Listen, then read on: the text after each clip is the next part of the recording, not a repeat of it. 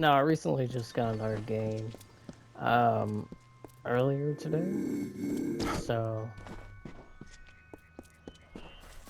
after we get done talking to the people here, we're gonna go ahead and I guess continue on later for this game.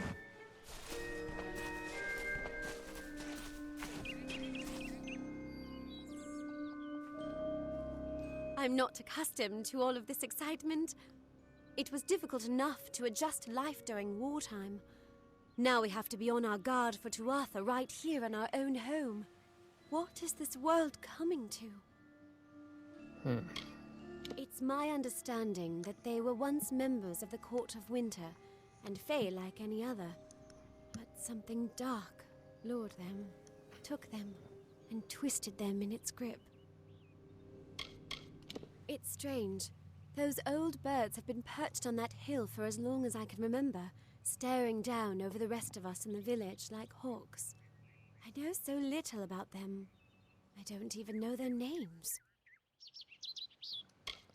I was born and raised right here in the village. Well, not in Gorhart proper, but on a farmstead outside the village boundaries. It was a good life. Before the war, of course.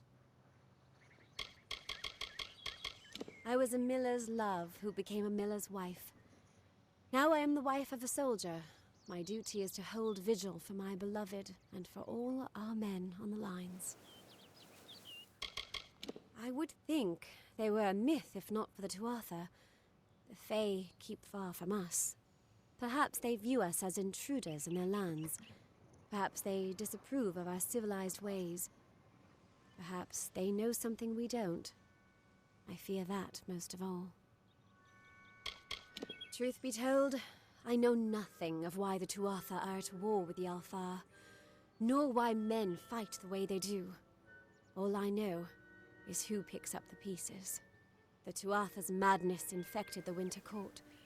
All Fae existed peacefully for centuries, until the Tuatha got involved. It's sad. I'm hardly a scholar, but I can tell you what I know. There are two Fae factions, the gentle Court of Summer and its coarser cousin, the Court of Winter. As a child, we were told stories of their ancient rivalry. These are surely myths, but enough to scare a young girl. In the last few years, the Court of Winter has fallen, corrupted by a group of powerful Fae called the Tuatha. It's the Tuatha we fight, and the Tuatha we will defeat. My experience is limited to Arnik Arjuna and Katrin Allway. They seem the same as any of the rest of us. Wiser, perhaps, but decent, hard-working folk. Goodbye.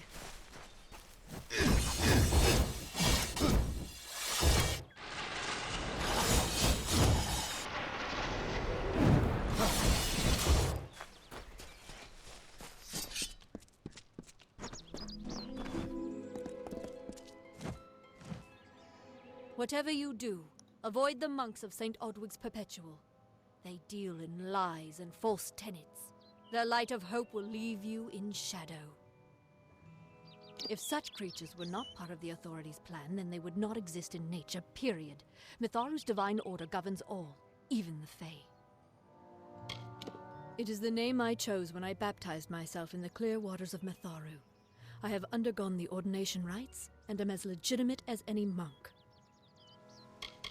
You don't know. It is less a mission than a fortress of deception, a citadel of lies. It throws its menacing shadow over all of Gorhart. Father Dinwell will try to defend his cause, but he is simply a soldier, marching to the orders passed down to him. None of them have minds of their own. He would be a good man if he could see past the rigidity of his faith. Mitharu embraces all, not simply those that the Church deems worthy. She was wronged by someone in this village. That is an injustice I can understand. By its appearance, you'd assume Gorhart is a pleasant place. Never make assumptions.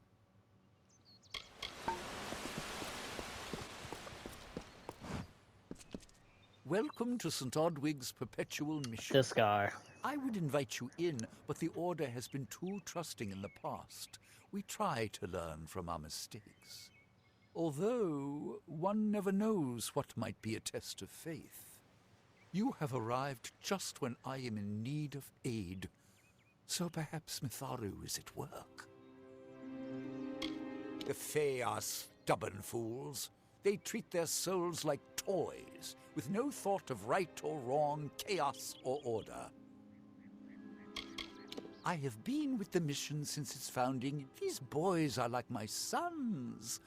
I live my life as an example of Mitharu's wishes for our kind. Frustrating, that one, stubborn to the spirit. She claims to know the will of Mitharu better than those of us who have spent a lifetime studying scripture. If only she would be touched by the hand of reason. The first bricks were laid 50 years ago by Odwig himself, before his demise at the hands of trolls.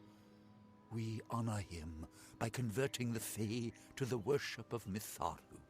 Alas, we have yet to convert a single one. But that does not keep us from trying. We at St. Odwig's have worked for years to establish a presence on this hill. It's not been without its challenges. The call of the Feylands does not fall upon deaf ears, and many of our youngest don't have the will to resist. Take Brother Egan, for example. 2 nights ago, Egan ventured past the walls to collect firewood and never returned. We must find him before anything happens. Oderath is a savage land. Why are Every your day we must eyes face still both doing the that? beasts of the wood and the evil of wicked hearts. I fear for Brother Egan's soul. He knows nothing of the world of Fae and Alpha, trust and temptation. He is like a baby, eyes wide at the world around him. Mitharu be praised. His order reigns supreme. We got creepy Brother eyes, Egan bro. was last seen northeast of here, just off the road near the Fae ruins. Please find him. Perhaps then we can welcome you into the fold with open arms. Your eyes are weird. He is a good boy, but our youngest, and Egan often suffers from doubt. That is to be expected. One can only grow out of conflict, especially conflict of the spirit. I tried my best to comfort him and tell him that wisdom would come in time, but he is impatient, rash. He wanted a faster way to enlightenment and power. Same old Egan thing. was last seen in the woods outside the walls, just north of the village. May Mitharu protect you.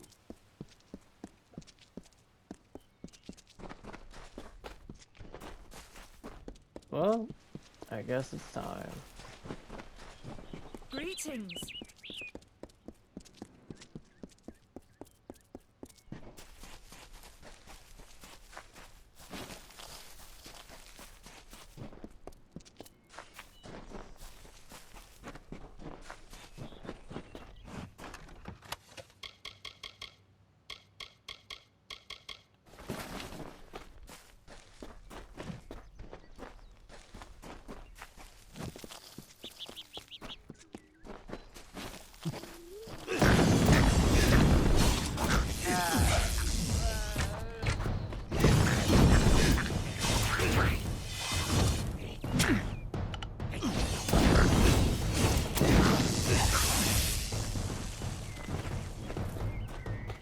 I got hit by a fucking brownie.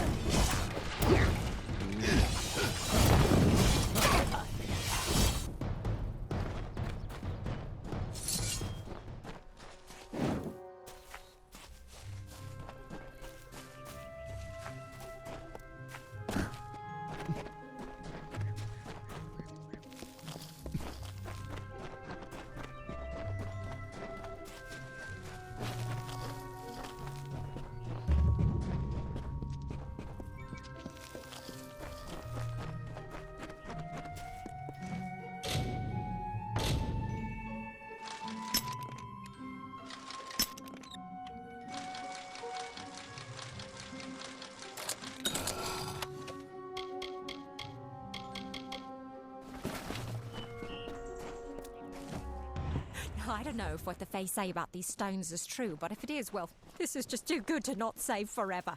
Lystrom was out of town when Artol was visiting. Now, Lystrom doesn't know Artol, and Artol is older and strange. She could be mistaken for a Fate Weaver. So, when Lystrom came back to town, here was Artol the Oracular. I said to Lystrom, I hear her readings are amazing. You should go. Oh my, you should have seen it.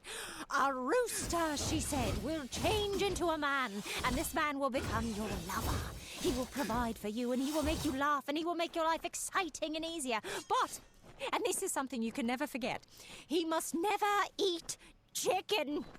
And once in a while, he will need to peck at things on the ground, and every morning at the break of dawn, you'll hear a loud cry from him. Crazy. Items. The adventure towards Sol and Remger is chronicled by Parathian. Listen, my friends, we have set out to do what no mortals have ever done. Find the armor of On. So, Artress, I know you do not wish to go, but tell me why, because if you say you are afraid, then know that we are all afraid, and that's not a good enough reason to abandon your companions in their moment of truth. The dangers we have faced before, and I love you all as brothers and sisters. I would never imperil your lives for anything. We will be cautious. I am told there are ways to defeat the Clericon, and then we have what no mortal have dared to grasp: immortality. Think on it. Think of the glory and excitement that await us, and think of how this is your only chance at that glory. Perhaps ever. You are only given one fate. Accept and embrace it. If you be so bold, meet me in a week's time at blank blank blank. Anonymous journal. Day 25, made to the forest. Don't like it. Trees everywhere to hide enemies. We'll have to tell Holgar. It's hard to see what a shadow and what's a creature. Tomorrow I'll reach Gordhards. The last stop before the Fate Lands. The trip so far has been uneventful. Should be able to find work amongst these folk. Day 25, found work guarding a trader between this village and a gnome tower. Wait, his name is Wallace. Quiet town, isolated, is afraid of the pixies hiding in the bushes. Not surprising coming from someone who lives in the village of cowards. Probably afraid he'll end up like Alden Gorhart's firing by a Bargus. Day 27. Saw something entering an overgrown thicket on the way to Ardens, and I thought I glimpsed something shining in there. Treasure, perhaps. I wouldn't be so lucky, but I'll go see what I can find tomorrow.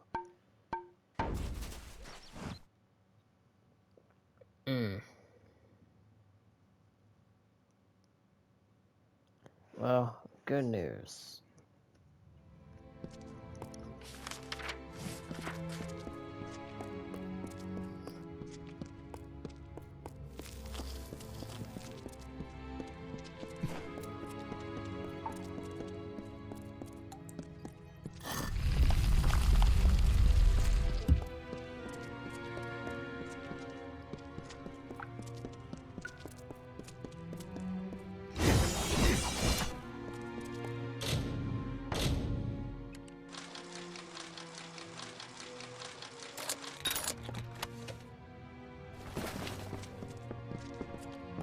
What you doing down here?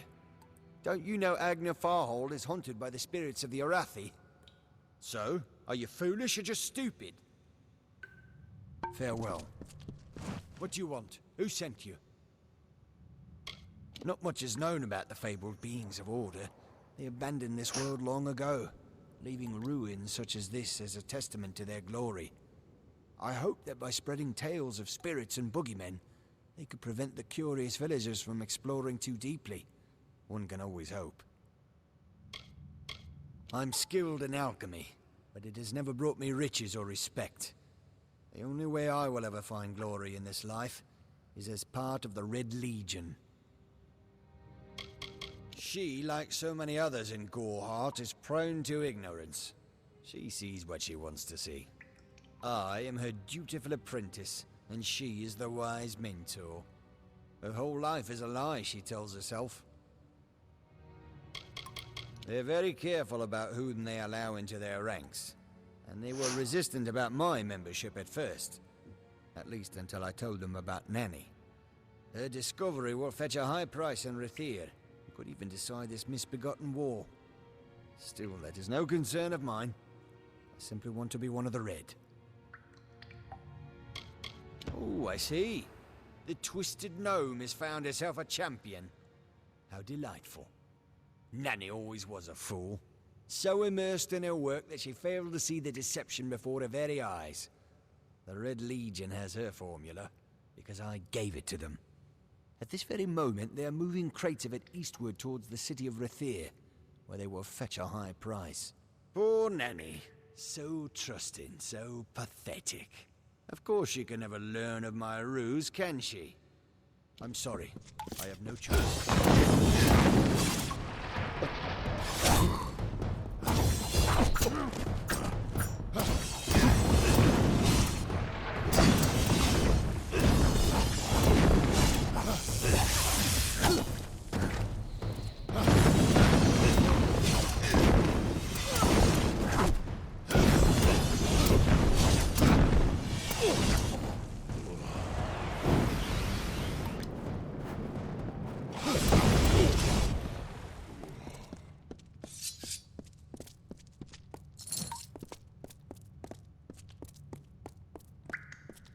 I can see why you didn't want her to learn of it. You got paid 172 gold.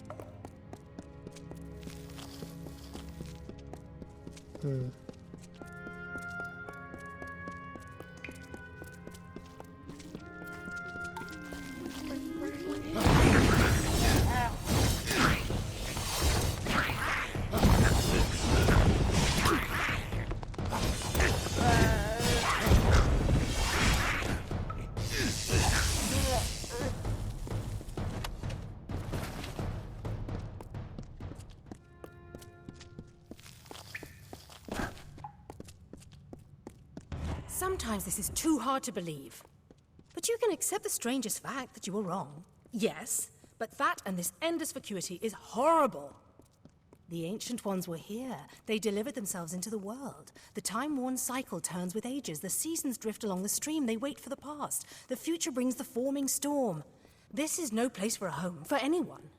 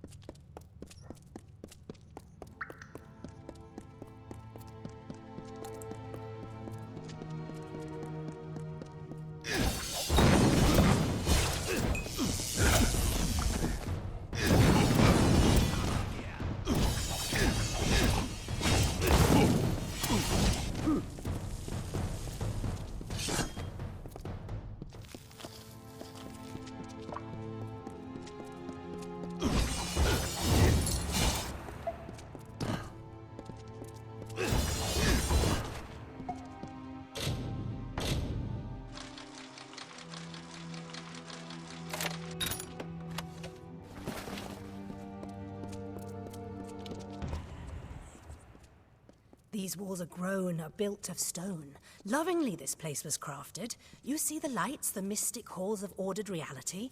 They are the faces of the missing, the embodied truth of the lost souls. There are so many of them. Still, you can see them.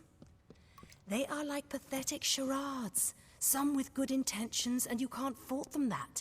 But the majority of them are just a hoax. Needless to say, I don't like it here. You could have stayed free and lived a comfortable life, but you couldn't settle the disquiet that haunts people like you.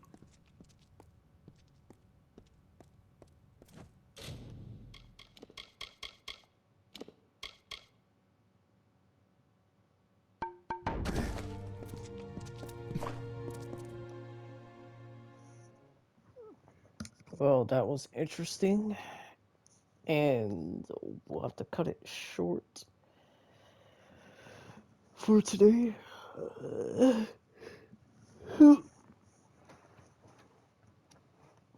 Though you should expect more later on, but as for now,